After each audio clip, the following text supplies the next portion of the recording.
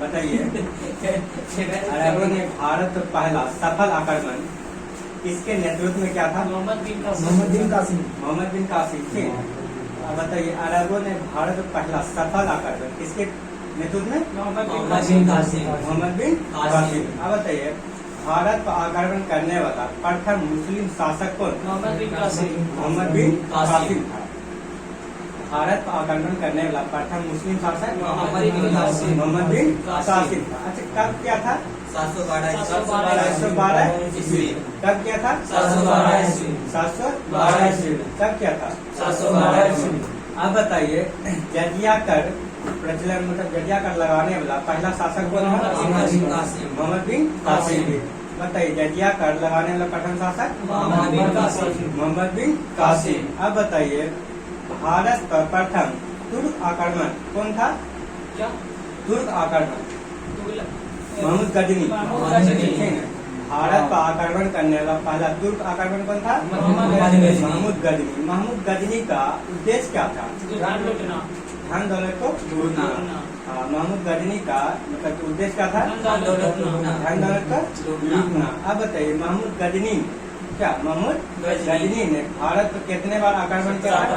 17 बार। महमूद गजनी ने भारत पर कितने बार? 17 बार आक्रमण किए थे। अब बताइए, और सोमनाथ मंदिर पे जो आक्रमण किए थे, कब आक्रमण थे? 16वां। ठीक है, सोमनाथ मंदिर पे जो आक्रमण किए थे 16वां आक्रमण थे। जब सोमनाथ मंदिर पर आक्रमण किए थे और उस समय वहाँ का शासक कौन था? भीलप्रथम। बताइए, सोमनाथ मंदिर पर जो आक्रमण किया था 1025 में, वहाँ का शासक कौन था? भीलप्रथम था। अब बताइए, सुल्तान की उपाधि धारण करने वाला प्रथम शासक कौन था? महमूद गजनी। ठीक है, बताइए, सुल्तान की उपाधि धारण करने वाला महमूद गजनी। अच्छा, बताइए, महमूद गजनी था। अंतिम आक्रमण कब किया? 1027। महमूद गजनी अंतिम आक्रमण 1027 में। अब बताइए, सुल्तान को उपाधि धारण करने वाला महमूद गजनी था। सुल्तान को उपाधि धारण करने वाला महमूद गजनी। अब बताइए, महमूद गजनी के दरबार में एक कवि था, उसका नाम क्या था? फिरदौसी। महमूद गजनी के दरबार में एक कवि था, उसका नाम क्या था? फिरदौसी। और एक इतिहासकार था, उसका नाम क्या था? कुतुबी। बताइए, महमूद गजनी के दरबार में एक इतिहासकार थे, उसका नाम क्या था? कुतुबी। क्या नाम था? कवि का नाम फिरदौसी। कवि का नाम फिरदौसी। अब बताइए, किताब उल यामनी, ठीक है, किताब उल यामनी के लेखक कौन है? कुतुबी। किताब उल यामनी के लेखक कुतुबी। किताब उल यामनी के लेखक। अब बताइए, तारीख यामनी कुतुबी। तारीख यामनी कुतुबी। तारीख यामनी कुतुबी। अब बताइए, किताब उल यामनी महमूद गजनवी का मृत्यु कब हुआ? 1030। महमूद गजनवी का 1030। अच्छा, बताइए, बाबर का मृत्यु कब हुआ? 1530। बाबर का मृत्यु 1530। बताइए, शाहनामा का लेखक कौन है? शाहनामा के लेखक शाहनामा का फिरदौसी। आप बताइए, अलबरूनी भारत आया था, किसके साथ आया था? महमूद गजनवी के साथ आया था। अब बताइए, अलबरूनी जो भारत आया था, किसके साथ आया था? महमूद गजनी के साथ। अब बताइए, किताब उल हिंद के लेखक कौन? अलबरूनी। किताब उल हिंद के लेखक अलबरूनी। अब बताइए, पुराणों का अध्ययन करने वाला प्रथम मुस्लिम शासक कौन? अलबरूनी। शासक में होगा सुल्तान। अब बताइए, पुराणों का अध्ययन करने वाला प्रथम मुसलमान कौन था? अलबरूनी। ठीक है, अब बताइए, पुराणों का अध्ययन करने वाला प्रथम मुसलमान अलबरूनी। अब बताइए, भारत में मुस्लिम साम्राज्य की स्थापना कौन किया था? मोहम्मद गौरी। बताइए, भारत में मुस्लिम साम्राज्य की स्थापना कौन किया था? मोहम्मद गौरी।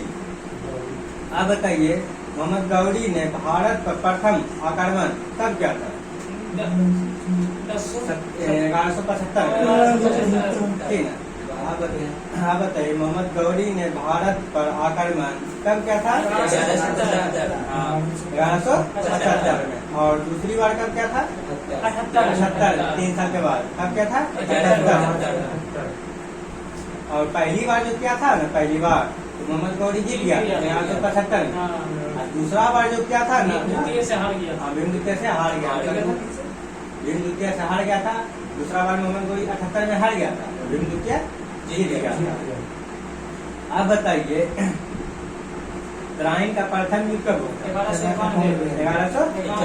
तराइन का दूसरा 92। तराइन का दूसरा 92। कल किस लोग बताए थे ना?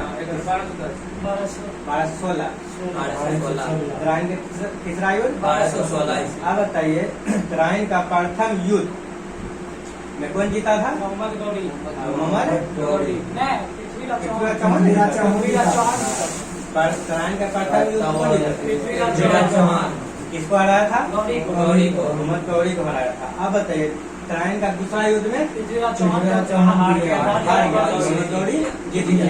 पहले मोहम्मद गौरी हरा, उसके बाद बदला लिया दूसरा में, ठीक है। तराइन का दूसरा युद्ध में गौरी जीत गया, पृथ्वीराज चौहान हार गया। अब बताइए चंदावर का युद्ध कब हुआ था? 1194। चंदावर का युद्ध। अब किसके किसके बीच हुआ था? गौरी और राजा जयसिंह। गौरी और जयचंद्र के बीच हुआ था। 1194 में चंदावर का युद्ध होता है। गौरी ने जयचंद्र को हरा दिया। गौरी ने जयचंद्र को क्या क्या हरा दिया था। अब बताइए मोहम्मद गौरी का मृत्यु कब हुआ था? 1206। बताइए मोहम्मद गौरी की मृत्यु कब हुआ था? 1206 में। 1206 में जब मृत्यु हुआ तो गुलाम वंश का स्थापना। आप बताइए दिल्ली संकलन को कितने शासक कौन? वही गुलाब प्लस उम्र। फूल खिले तो सुंदर। हाँ यही बोले गुलाम खिले गुलाब सैयद लोधी।